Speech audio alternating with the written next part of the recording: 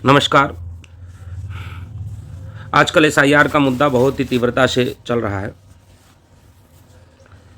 वह प्रक्रिया जो एक संवैधानिक प्रक्रिया है, जो प्रत्येक 10 वर्ष के बाद उस प्रक्रिया को पालन कराया जाता है और प्रत्येक भारतवासी को उस प्रक्रिया से गुजरना रहता है।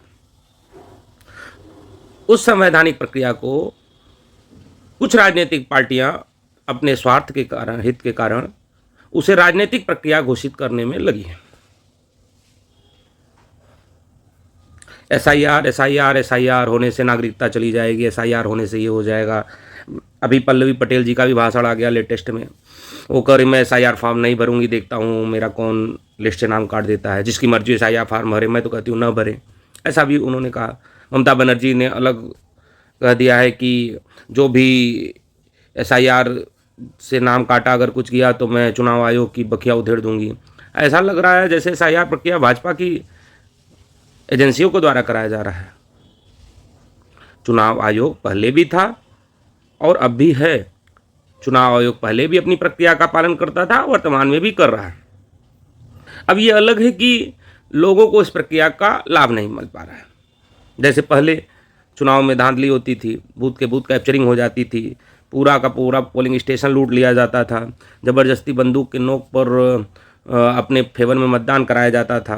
अगर फेवर मतदान नहीं है तो बूथ के अधिकारियों को कट्टा बंदूक के दम पर रोक लिया जाता था जब तक कि रिजल्ट उनके फेवर में ना आ जाए। ऐसा बहुत सारी घटनाएं पहले होती थी। और ये सब घटनाओं को अंजाम देने वाले गुंडा बदमाश सक्रिय रहते थे, लेकिन वर्तमान में ऐसा नहीं हो रहा है।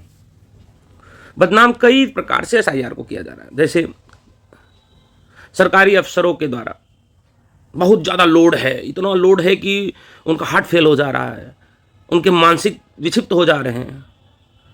प्रत्येक व्यक्ति को समझना पड़ेगा, भैया देश में नौकरी कर रहे हो, नौकरी का मतलब है कुछ काम करने का दायित्व तो आपके ऊपर है, जिम्मेदारी है। बैठ करके 1-1 लाख रुपए तनख्वाह नहीं मिल पाएगा। देश की जनता की गाढ़ी कमाई का पैसा है वो। क्या चाहते हो, घर बैठ करके आपको 1 लाख रुपए अकाउंट में दे दिया जाए? बैठ कर आप वहां बढ़िया से रबड़ी मलाई खाइए।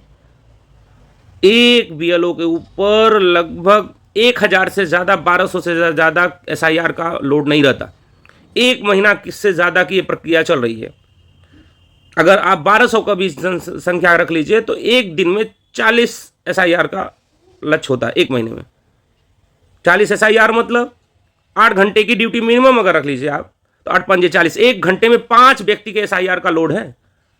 लेकिन 1-1 लाख तनख्वाह लेने वाले लोग इतना आलसी हैं, इतने कामचोर हैं कि 1 घंटे में 5 व्यक्ति भी एसआईआर करने के लिए तैयार नहीं है और कहते हैं कि हार्ट फेल हो रहा है, ये हो रहा है, वो हो रहा है।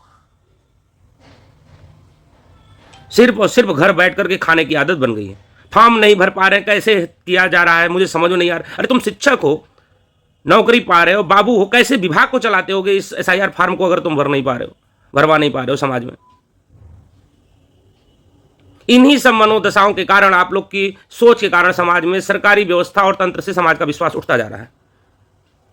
अभी यही व्यवस्था, इतना ही खर्च, 80,000 रुपए, 50,000 भी मिनिमम अगर तनख्वाह रख लीजिए एक व्यक्ति, 30 दिन का 1200 लोगों का एसआईआर करने में 50,000 रुपए मिनिमम खर्चा हो रहा है। अगर 50,000 किसी प्राइवेट व्यक्ति को दे दिया जाए, प्राइवेट कार्य करने वाले को दे दिया जाए, केवल 1200 लोग का एसआईआर दे दिया जाए, 5 दिन में हो जाएगा।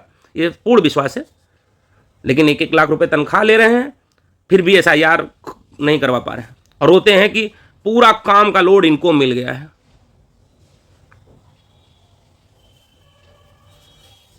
ऐसे कैसे चलेगा? जो तनख्वाह मिल रहा है वो भी बहुत मेहनत से आता है। नोट छाप करके सरकार नहीं देती है। जनता की गाड़ी कमाई का पैसा है, उसी जनता के लिए काम करना है आपको, जिस जनता की गाड़ी कमाई का तनख्वाह आप ले रहे हैं। लेकिन नहीं, ये समझ में नहीं आएगा।